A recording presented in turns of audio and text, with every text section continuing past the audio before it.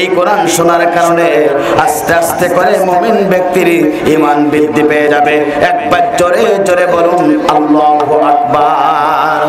মুমিন ব্যক্তির সম্মুখে কোরআনের কথা বলা হলে, কোরআনে আলোচনা করা হলে মুমিন ব্যক্তির জীবনে ঈমান বাড়ে।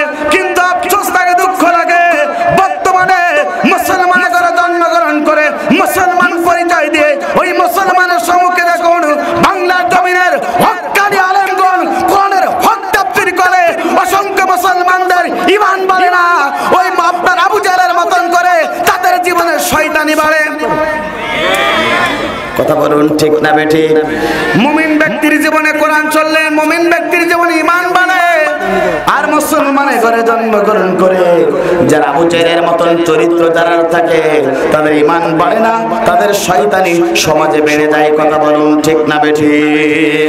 আমার বন্ধুরা, দ্বিতীয় নম্বর মুমিন ব্যক্তির উপকার হলো যারা এই কোরআনের ময়দানে বসে গেল কোরআন শোনার জন্য।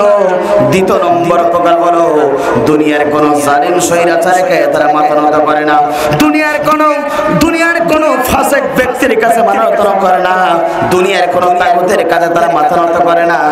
যারা মুমিন ব্যক্তি হয় তারা কেবলমাত্র শুধুমাত্র আল্লাহর প্রতি ভরসা করে।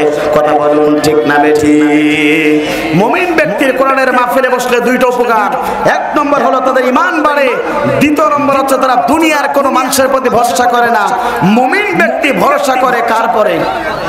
সুতরাং মুমিন ব্যক্তি আল্লাহর প্রতি ভরসা করবেন কারা কারা? দুহাত তুলে আল্লাহকে দেখিয়ে দেন তারা তারা। লিল্লাহে তাকবীর, লিল্লাহে তাকবীর।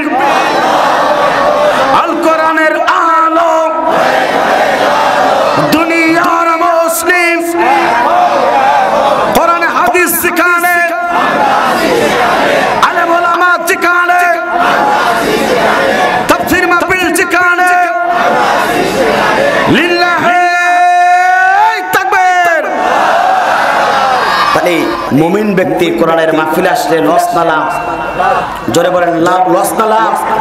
কিন্তু আফসোস, দুঃখ এখানে 95% মুসলমানের দেশে, 95% মুসলমানের দেশে নৃত্য হয়, গান হয়, ড্যান্স হয়, অনেক কিছু হয়, কিন্তু আফসোস দুঃখ এখানে কোরআনের তাফসীর মাহফিলে বাধা প্রদান করা হয়। কথা বলুন ঠিক না বেঠিক? আফসোস লাগে, দুঃখ লাগে। 95% মুসলমানের দেশে এই শাহজালালের